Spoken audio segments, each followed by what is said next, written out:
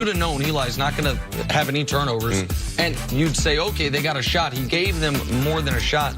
The Giants just really bad right now. Yeah, 2 for 12 on third down. You're not going to win many games like that. And when you watch the defense pre-snap, they just don't know where, they don't look like they know who they have to guard. And at the end, you know, they just let the tight end, who's been killing them all game, wide open. Nobody covered him. When Odell was there, Eli, Daniel Jones, so much focus has been on the Giants offense. For 3 years in a row now, the Giants defense has been abysmal. Since the playoff year, since the year they went on, since then, this has been the biggest problem on the Giants has not been quarterback play. It's been the defense, and it doesn't get discussed the way the issues on the offense do. All right, let's talk about another former Giant. The Odell Beckham Jr. saga has taken yet another turn. Yesterday, we mentioned Jake Glazer's report that OBJ is telling opposing players and coaches to, quote, come get me. Well, Odell is in the middle of the worst statistical season of his career. He's hurt, he's underutilized, and now reportedly, quote, lost and trying to redeem himself. Nick, is it looking like OBJ will be playing somewhere else next season, despite the fact that the Cleveland Browns say, no, we want him here, he's not going anywhere? I think Odell right now is an undervalued asset, and I think there's a team that's going to go out there and swoop him up. I think that his cap hit next year, as we've discussed, less than $15 million, which for a player of his caliber is an absolute bargain. Odell is, I know this isn't my speculation, super motivated, whether it's in Cleveland or elsewhere, to get himself back where he was up until that fateful playoff game. First 3 years of his career, match him up to anyone's first 3 years ever. Catches, yards, touchdowns. He's neck and neck with the greatest players ever. Since then, what has happened is he lost a year due to injury, he lost a year due to Eli, and he lost a year in Cleveland due to whatever. Now, he has to take, some of this is clearly on him. I'm not removing responsibility from the player, but I don't think Odell all of a sudden went from a 98 out of 100 to a 78 out of 100, but that's what the production has been.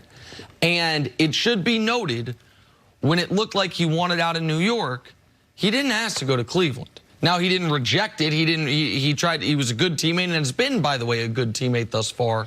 But we heard San Francisco and New England as the teams that... Some LA Rams in there as well, but definitely... West Coast and New England. Yep. And when you look at Cleveland, if you look at their schedule as of going backwards, it's like, so when we heard the reports that he was talking to people on the sidelines about places he might, you know, come get me, like, oh, they did play New England recently, didn't they? Oh, they played San Francisco. Oh, they played Seattle. Like, so when the reports were he was telling coaches, come get me, players, come get me, well, a couple of those teams were places we had already keyed him on. So listen, I think it'd be better for both parties to move on. I don't think they need him there. They need other things. And I think Odell could use a true fresh start, which would be probably his last fresh start he gets in this league. I absolutely agree with you. I think that he needs a high-profile team. I mean, New York, going from New York to anywhere else is going to be a step down. I remember when I left New York and played for Kansas City for a month or two. I just remember when they called in the media, and there was like 6 guys, and 3 of them were camera guys. And I think when one of them was me. and I remember thinking, this is not the NFL that I'm used to. And so he's going to need a place that's competitive. He's going to need an elite quarterback, and because of all the opportunities he had early. I mean, he was in a cherry spot and didn't even know it. So now I think that he's kind of get back to a spot where he feels like he's going to be motivated in the same way he was in New York. Look, I get what both you guys are saying. I think he definitely wants out, and I think it would be good for him. However, if I'm the Cleveland Browns, I am only trading him this offseason or whatever if I get a blockbuster deal. If it's a first rounder and more, if it's something that is going to definitely improve my offensive line. Outside of that, I'm not giving him away. Oh, and you know, when the Giants were initially, there were talk about them trading him, the Rams, you know, they weren't getting a ton of great offers. So unless I get a great offer, I'm not giving him up, because there have been reports that the offense, Mary Kay Cabot, Cleveland.com, wrote a report last week, Freddie Kitchens and Todd Monk and the offensive coordinator aren't on the same page, that there's like 4 people involved in calling the plays during games. One of them, the inactive quarterback, Drew Stanton. So it is a mess. If I'm Cleveland, this is what I'm thinking.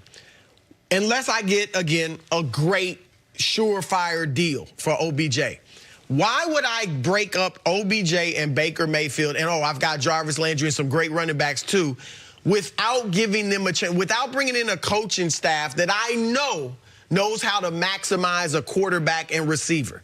If I bring in that type of staff and they still can't get it going, okay, now I move you. But without doing that, again, barring a great deal, I'm keeping him, and I'm giving him one more shot before I give up on him. Just to be real clear, I don't think they should sell him 30 cents on the dollar. I would. Do you think they'll get a great offer, though? To me, if I'm Cleveland, I don't answer the phone if it doesn't start with a first-round pick. If you give me a first-round pick, we can start talking and try to squeeze a little more out of it. The Giants got a first, a third, and a player. You could try to get a first and a mid-round pick. But in today's NFL, with what guys active, Jalen went for 2 1s. Tunsil went for 2 1s and a 2. Yeah, it's not the Randy Moss to New England for a fourth. You know what I mean? Right, You're not going to get rid of him for a fourth. Well, then you're not pick. answering the phone for San Francisco, who doesn't have a ton of money and a ton of free agents that they're going to be able to pick rather to be able to give. I don't think they're going to give up that much. I mean, New England always is traditionally known for getting the better end of deals, not the worst end. But if there's anything we know about Odell, and a lot of it is because Nick has a relationship with him, it's that he's. I don't want to say he's lost, but there's something he hasn't found yet that has been very fulfilling to him within the football world. He's a 27-year-old in America in 2019, man. Okay. For real. So, Give it to me now.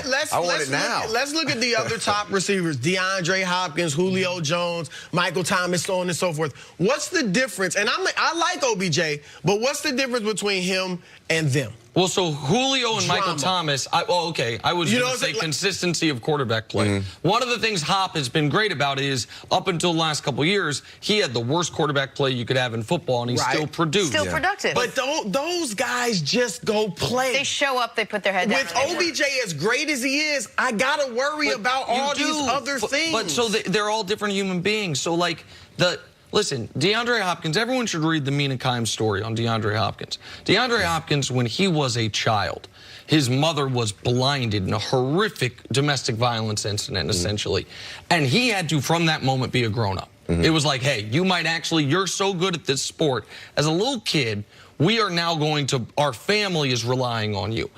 That breeds a different type of adult mentality than the one Odell had, and and so he is a different person than those guys.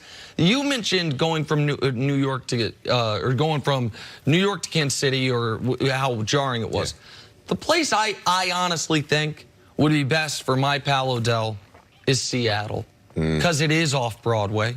Because you are up in the upper Northwest. All you got to do, nothing against the city of Seattle, but it's the most far removed city of any of. There is less media scrutiny, even though it's a major American market. You have a great quarterback. They do have the draft picks. They are clearly, even though they're still retooling, already ready to compete.